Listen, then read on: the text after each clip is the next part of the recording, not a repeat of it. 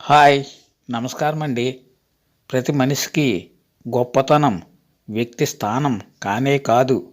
మనిషికి అత్యంత విలువైనవి ఏంటో చెప్పనా? ప్రతి మనిషికి అత్యంత విలువైనవి 3 విషయాలు ఉన్నాయి.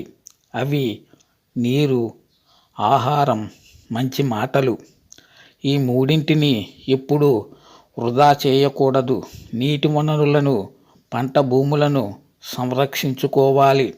మంచి మాటలు ప్రజలను ప్రభావితం చేయగలవు.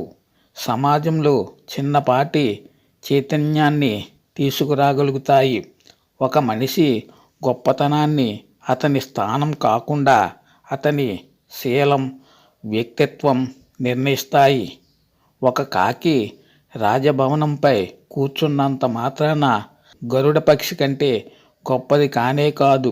అలాగే కుక్క సింహాసనం మీద కూర్చున్నంత మాత్రాన అది రాజైపోదు. ఏమంటారు మిత్రమా?